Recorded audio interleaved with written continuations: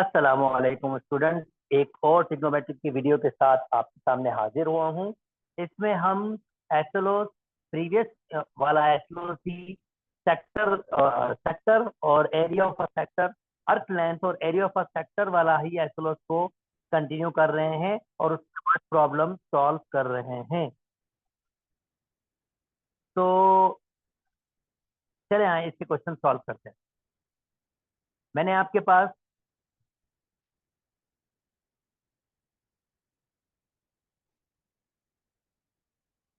पास already ये SLO discuss किए थे। हमने ड्राइव किया था लास्ट टाइम कि हम इसको किस तरह से ड्राइव करते हैं। हमने लास्ट वीडियो में ड्राइव किया था और थोड़ा बहुत अप्लाई भी किया था। इस कम से कम इसको तो हमने अप्लाई किया था। तो आज हम क्या करेंगे, एरिया ऑफ अ सेक्टर भी यूज करेंगे और अर्थ लेंथ वाला फॉर्मूला भी यूज करेंगे और वर्ड प्रॉब्लम्स में दोनों को सॉल्व करने की कोशिश करेंगे। तो आज मैं 21.2.4 अप्लाई वाला concept, apply L is equal to R theta, and 21.2.6 apply A is equal to 1/2 r² theta के क्वेश्चन वर्ड प्रॉब्लम सॉल्व करूंगा। चले आए क्वेश्चन सॉल्व करना स्टार्ट करते हैं।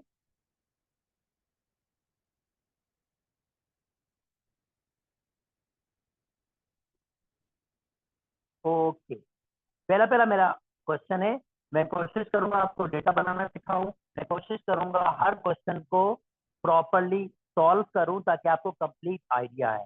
क्वेश्चन नंबर 4 आपके पास, find the area of a sector of a circle. Area of a sector of a circle, that means जल्दी से एक सर्किल बना ले और उसमें एक सेक्टर बना ले।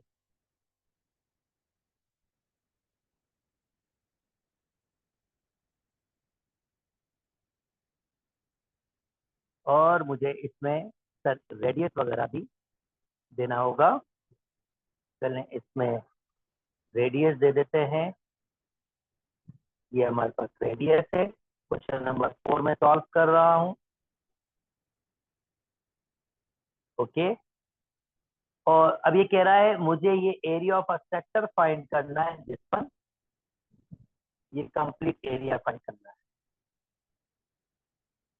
हुज रेडियस, जिसका रेडियस दिया हुआ है 4 मीटर के बराबर, with central angle is 12 radian. यानी ये सेंट्रल एंगल कितना दिया हुआ है, 12 रेडियन। तो मुझे फाइंड करना है एरिया ऑफ अ सेक्टर। और मैं जानता हूं एरिया ऑफ अ सेक्टर में ड्राइव करवा चुका हूं पिछली वीडियो में। ए बराबर होता है हाफ ऑफ r² थीटा के, और थीटा आपके पास रेडियन में होना चाहिए। तो मेरे पास सब वैल्यूज गिवेगा, जब मुझे वैल्यूज पुट करनी है। हाफ मल्टीप्लाई बाय आर की वैल्यू मेरे पास 4 का स्क्वायर होगा, और थीटा हमारे पास है 12 के रेडियन के, और ये मीटर है तो फाइनली आंसर मीटर स्क्वायर में आपके पास होगा।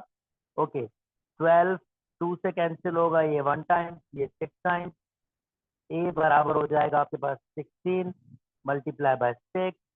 ए बराबर हो जाएगा 36, 3 6 9 96 मीटर स्क्वायर। आई होप आपको ये क्वेश्चन जो मैंने सॉल्व किया है ये बिल्कुल समझ आ गया होगा। बिल्कुल सादा सा क्वेश्चन था, जस्ट मैंने फिगर बना के इसकी वैल्यूज को सिंप्लीफाई किया है। अच्छा जी, नेक्स्ट आपके पास है, नेक्स्ट क्वेश्चन है आपके पास फिफ्थ वन। फिफ्थ कहता है द अर्क of a circular subtended an angle of 30 at centre. अब इस स्टेटमेंट का मतलब क्या है वो जरा समझिएगा, और मैं कोशिश करता हूँ एक फिगर के जरिए आपको समझा सकूं। अगेन मुझे सेक्टर बनाना होगा। चले मैंने सेक्टर बना दिया और ये मैंने ओ दे दिया। चले मैंने ये ए दे दिया, ये मैंने बी दे दिया, इस वक्त नाम भी दे दिया। B area of a circle subtending and center of a the arc of a circle, sorry, the arc of a circle subtending an angle of 30 degree at a center। मतलब ये arc let me change my colour. ये अर्थ एक angle subtend कर रहा है, बना रहा है, यानी इस अर्थ के जरिए एक एंगल बन रहा है और उस एंगल की मेजरमेंट दी हुई है 30 डिग्री आपके पास at a centre. The radius of a circle, जो रेडियस दिया हुआ है वो 5 सेंटीमीटर के बराबर है। तो कह रहा है फाइंड करें आर्क लेंथ। तो नंबर 1 हमें फाइंड करना है आर्क लेंथ यानी एल।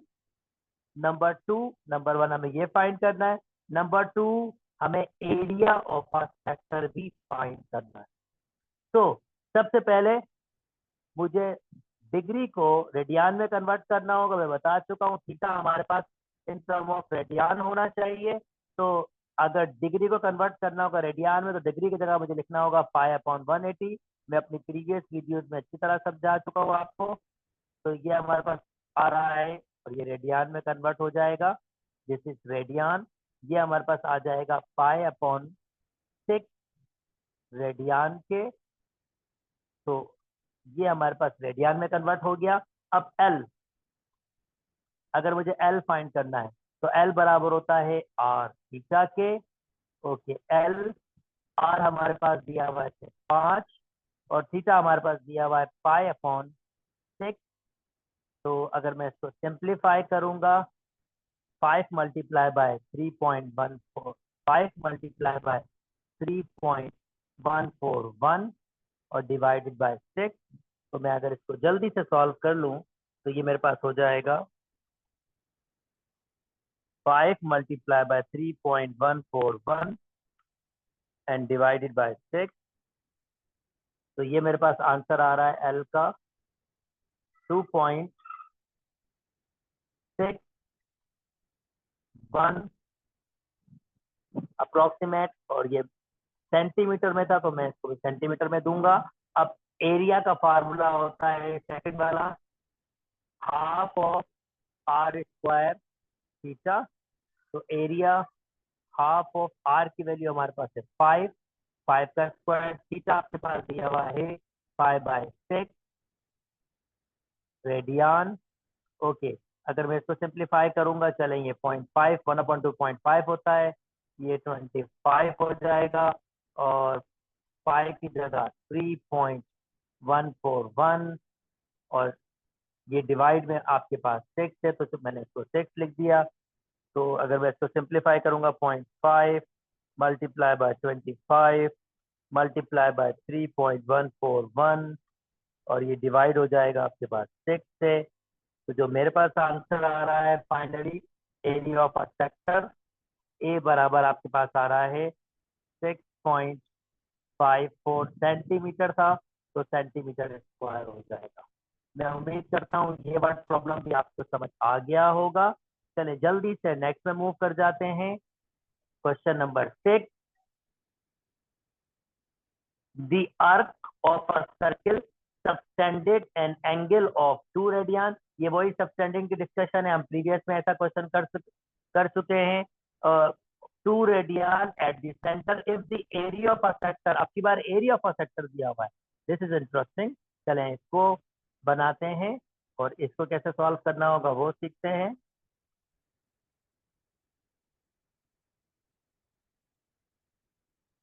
मैंने एरिया ऑफ अ सेक्टर बनाया और इसने कहा है कि एरिया ऑफ अ सेक्टर, ये जो अर्क लेंथ बनी है, ये अर्क लेंथ एक सेंट्रल एंगल सबटेंड कर रही है, वो बराबर है 2 रेडियन के। और फिर मुझसे कह रहा है कि भाई ये जो एरिया ऑफ अ सेक्टर है, यानी ये जो पूरा एरिया है आपके पास, ये एरिया जिसको मैं ए कहता हूँ, ए किसके बराबर दे रहा हूँ मैं आपको दे रहा हूँ 64 सेंटीमीटर स्क्वायर के। तो भैया मुझे रेडियस फाइंड करके बताओ। और थीटा आपको दिया हुआ है यहाँ पर 2 रेडियन के, ऑलरेडी रेडियन में। तो एरिया का फार्मूला होता है हमारे पास half of R square theta और हमें एरिया दिया हुआ है 64 के, 0.5 1/2 के बराबर होता है। आर की वैल्यू मुझे फाइंड करनी है। ओके, आर की वैल्यू मुझे फाइंड करनी है और थीटा आपके पास दिया हुआ है 2 के। चले मैं इसको 1/2 ही लिख देता हूँ। क्योंकि ये 2 से 2 मेरे पास कैंसिल हो रहा है, 2 से 2 कैंसिल हो रहा है, तो ये हो जाएगा आर स्क्वायर बराबर है 64 के, और आर बराबर हो जाएगा आपके पास +-8 के। पर मैं प्लस लूंगा क्योंकि लेंथ की डिस्कशन है, लेंथ कभी नेगेटिव होती ही नहीं है, इसका मतलब आर की वैल्यू आपके पास आ गई है 8। मैं उम्मीद करता हूँ आपको ये वाला कॉन्सेप्ट भी क्लियर हो गया है। तो जल्दी से नेक्स्ट क्वेश्चन पे मूव करते हैं।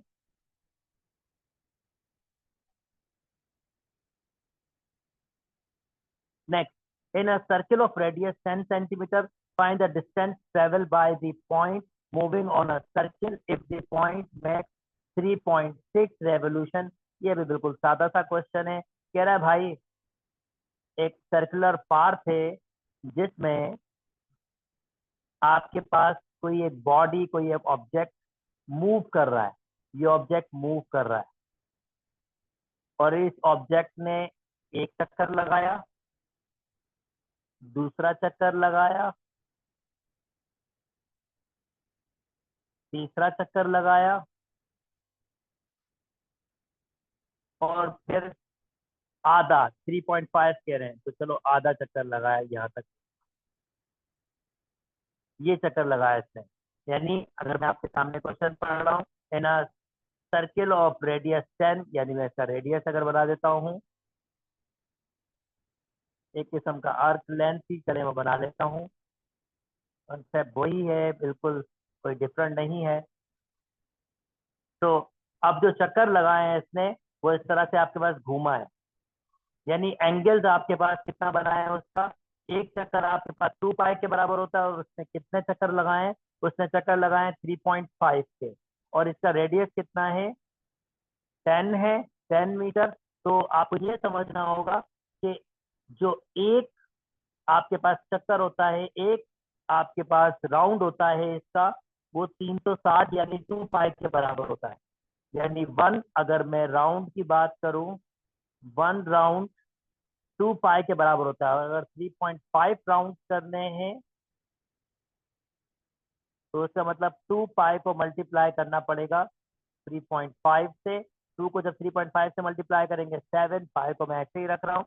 यानी जो एंगल बना है आपके पास, ये जाहिर बात है रोटेशन हो रही है, एंगल बना है, एंगल जो हमारे पास बना है वो इस वक्त 7 पाई के बराबर आपके पास है, और डेफिनेटली रेडियन में ही है, ये पाई के फॉर्म में डेफिनेटली रेडियन में ही है आपके पास है। ठीक है, ये रेडियन में ही है। अब वो आपसे क्या मांग रहा है, वो मांग रहा है फाइंड द डिस्टेंस ट्रेवल, यानी ये जो अर्थ लेंथ इसने कवर की है, जब 3.5 इसने राउंड्स लगाए तो ऑब्वियसली अर्थ लेंथ कवर कर रहा होगा ये, तो अर्थ लेंथ कितनी कवर की है वो हमसे पूछ रहा है, और अर्थ लेंथ बराबर होता है आपके पास आर थीटा के, और रेडियस हमें दिया हुआ है 10 के, और थीटा हमारे पास है 7 पाई के, तो एल बराबर हो जाएगा 70 पाई, और पाई किसके बराबर होता है आपके पास 3.141, और अगर मैं 70 को 3.141 से मल्टीप्लाई कर दूं, दैट मीन 70 मल्टीप्लाई बाय 3.141, जो मेरे पास आंसर आ रहा है वो 290,219.87, और ये मीटर में दिया हुआ है, तो ये मीटर आपके पास होगा, यानी अर्थ लेंथ आपके पास। दूसरे अल्फाज में इसने जब एंगल बनाया होगा 7 पाई का, ये 7 पाई का एंगल बनाएगा, ये जो अर्थ लेंथ इसने कवर की होगी ना 3.5 रिवोल्यूशन से, ये अर्थ लेंथ, ये आपके पास कितनी होगी 219.87 मीटर। मैं उम्मीद करता हूँ आपको ये वाली बात भी समझ आई होगी। चले नेक्स्ट क्वेश्चन पे मूव कर जाते हैं। ओके, क्वेश्चन नंबर 8 कहता है what is the circular measurement of angles between the hand of a watch at 3 o'clock। Angle between the hands of a watch at 3 o'clock, मतलब सादा सा अल्फाज में घड़ी बना लो,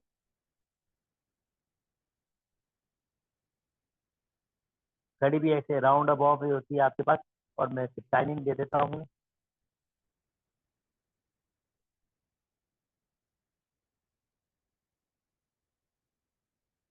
ये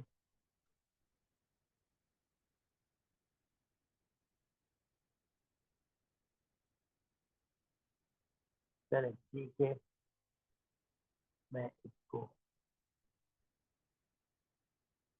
हटा देता हूँ और जल्दी से एक घड़ी बना लेते हैं। भाई साहब, यहाँ होता है 12, यहाँ होता है 1, यहाँ होता है 2, यहाँ होता है 3, 4, 5, 6, यहाँ होता है 7, 8, यहाँ पर 9 होता है, 10 और 11 होता है। तो ये कह रहा है जब आपके पास हैंड क्लॉक 3 बजा रहा होगा, यानी जब 3 बजा रहा होगा तो ऑब्वियसली जो एंगल बनेगा वो 90 का बनेगा। तो भाई साहब हमसे ये पूछता है कि यार एन कहाँ पर, what is the circular measurement, मतलब ये आर्क लेंथ फाइंड करने की बात कर रहा है जब घड़ी आपके पास 3 बजा रही होगी। तो वेरी सिंपल, बहुत सिंपल सा क्वेश्चन है। इस वक्त थीटा दिया हुआ है आपके पास 90 डिग्री का, और रेडियस इसने हमें जो है, what is the circular measurement of a angle between the hand clock of 3 o'clock centimeter, what is the circular measurement। इसने मुझे रेडियस नहीं दिया हुआ, बल्कि सर्कुलर मेजरमेंट, सॉरी, एंगल की बात कर रहा है ये बहुत सादे सा बात है। What is the circular measurement मतलब एंगल की बात कर रहा है, आर्क लेंथ की बात नहीं कर रहा है, ये एंगल की बात कर रहा है। अगर एंगल की बात कर रहा है तो भाई theta is equal to 90 degree, और अगर मैं इसको कन्वर्ट कर लूंगा इन टर्म ऑफ रेडियन तो 90 मल्टीप्लाई बाय पाई अपॉन 180 होगा। इसको सिंप्लीफाई करूंगा तो थीटा बराबर हो जाएगा आपके पास, थीटा बराबर हो जाएगा आपके पास, ये एग्जैक्टली बराबर हो जाएगा पाई अपॉन 2 रेडियन के। आई होप आपको मेरी बात समझ आई होगी। मैं यहीं तक रखता हूँ, रिमेनिंग के 2 क्वेश्चन आप खुद से सॉल्व कर सकते हैं। मैंने ठीक ठाक क्वेश्चन आपके लिए सॉल्व किए हैं, तो रिमेनिंग जो 2 क्वेश्चन है आप वो खुद से सॉल्व करेंगे। यहीं तक रखते हैं, अपना ख्याल रखिएगा। अल्लाह हाफ़िज़।